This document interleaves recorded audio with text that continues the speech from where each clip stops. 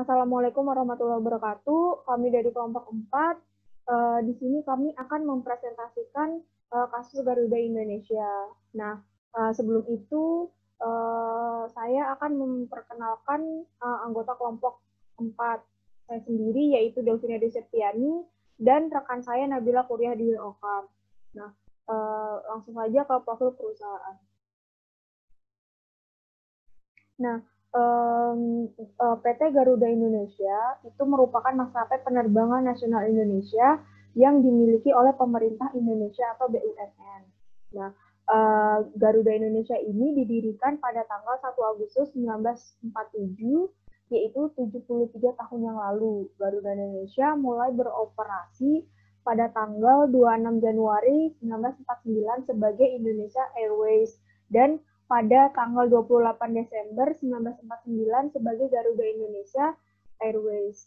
Nah, sejarah berdirinya Garuda Indonesia bermula saat Presiden pertama Republik Indonesia yaitu Insinyur Soekarno memberikan idenya di depan sejumlah pemuka pedagang Aceh untuk membeli pesawat DC-3 atau Dakota dalam rangka melanjutkan dan meningkatkan revolusi kemerdekaan melawan Belanda. Nah, dari ide yang disampaikan Bapak Soekarno tersebut yang dipimpin oleh Bapak Junaid Yusuf dan Bapak Said Muhammad Al-Habsyi, mereka berhasil mengumpulkan uang sebanyak 130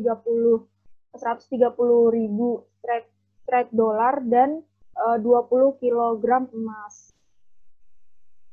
Next.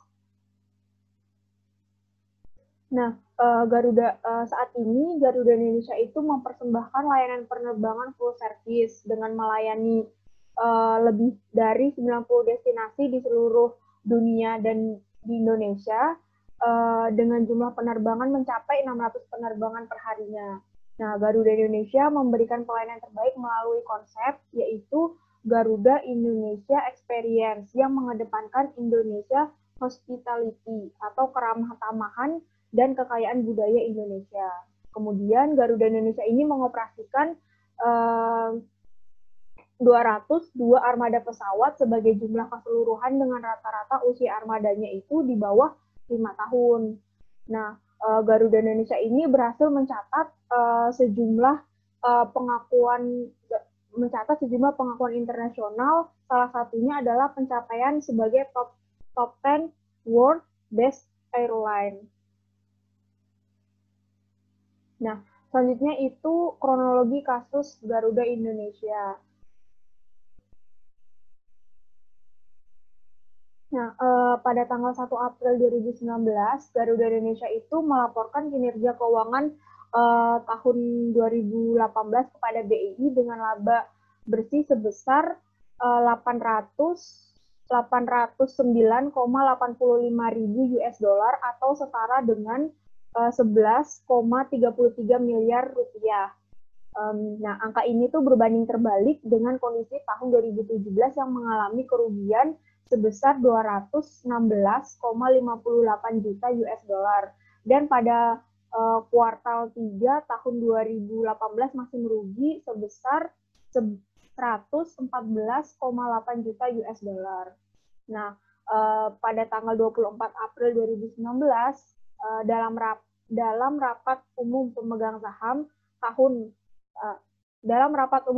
saham tahunan RUPST untuk tahun buku 2018 ada 2 komisaris Garuda Indonesia itu menyampaikan keberatan mereka melalui surat keberatan dalam RUPST karena mereka menganggap laporan keuangan tahun 2018 Garuda Indonesia itu tidak sesuai pernyataan standar akuntansi keuangan atau PSAK.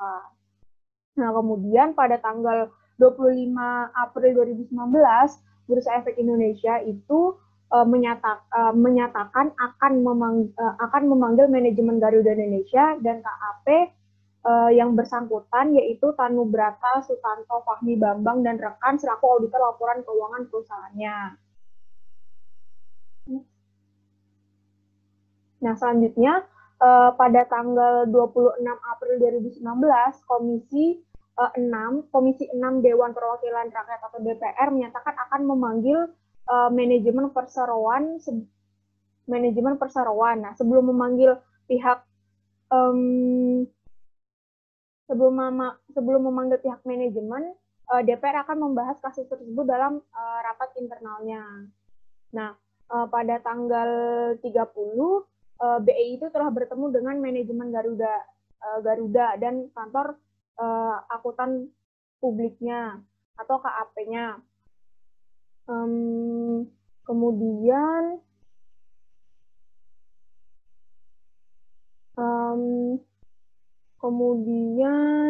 kemudian Menteri Keuangan Sri Mulyani ini juga mengaku belum bisa menetapkan sanksi kepada KAP yang bersangkutan karena Kemenku masih melakukan analisis terkait laporan dari pihak auditornya.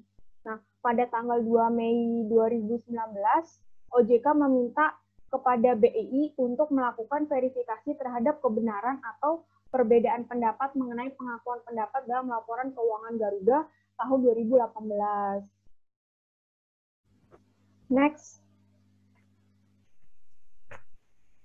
Nah, selanjutnya itu pada tanggal 3 Mei 2019, Garuda Indonesia mengeluarkan pernyataan resmi dan mengaku tidak akan melakukan audit ulang terkait laporan keuangan 2018 yang dinilai tidak sesuai karena memasukkan keuntungan dari PT Mahata Aero Teknologi. Nah, pada tanggal 21 Mei 2019, Garuda Indonesia itu dipanggil oleh Komisi 6 DPR Republik Indonesia.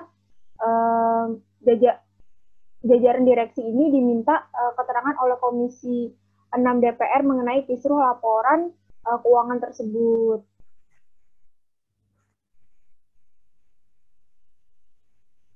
Kemudian pada tanggal 14 Juni 2019, Kemenku telah menyelesaikan pemeriksaan terhadap KAP yang bersangkutan dan mereka menyimpulkan adanya dugaan audit yang tidak sesuai dengan standar akuntansi. Nah, Kementerian Keuangan juga menunggu koordinasi dengan OJK terkait penetapan sanksi yang bakal dijatuhkan pada KAP Tanubrata Sutanto, Fahmi Bambang, dan rekan. Nah, pada tanggal 18 Juni 2019, BEI selaku otoritas pasar modal kala itu masih menunggu keputusan final dari OJK terkait sanksi yang akan diberikan kepada Garuda. Nah, manajemen Bursa Efek saat itu telah berkoordinasi intens dengan OJK, namun BEI belum membeberkan lebih lanjut langkah ke depan itu dari manajemen bursanya. Terus pada tanggal 28 Juni 2019, Garuda Indonesia dan auditor laporan keuangan Garuda Indonesia yakni yakni akuntan publik Kasner Suramapea dan KAP Tanubrata Sutanto Fahmi Bambang dan rekan dikenakan sanksi dari berbagai pihak.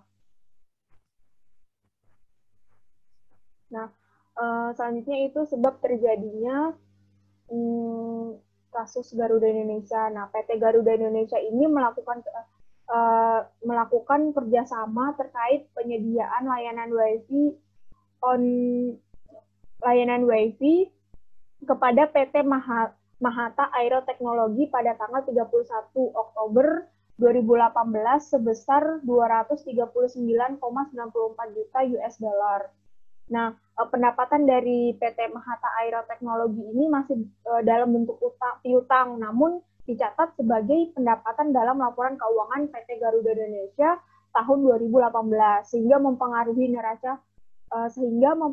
neraca keuangan Garuda Indonesia yang sebelumnya rugi besar menjadi untung hanya dalam 3 bulan. Nah, transaksi tersebut tidak dapat diakui pendapatan dalam tahun buku 2018 karena durasi kerjasamanya itu cukup panjang, yakni mencapai 15 tahun.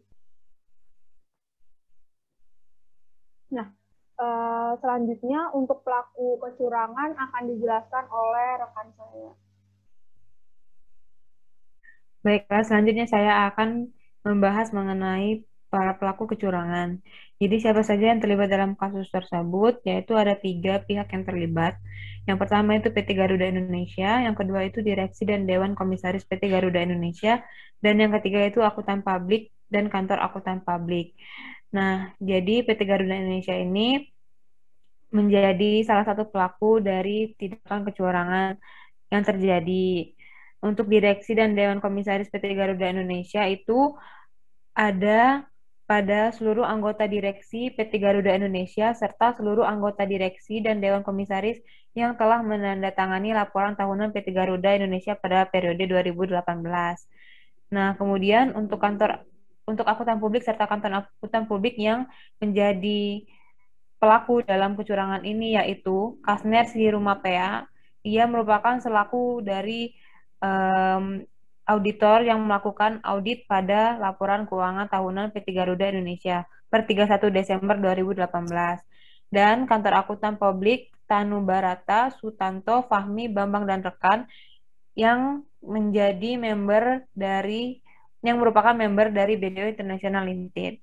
Nah, kemudian pelanggaran hukum yang telah mereka langgar dari yang telah kami rangkum dari ketiga pelaku tersebut, yaitu yang pertama dari PT Garuda Indonesia.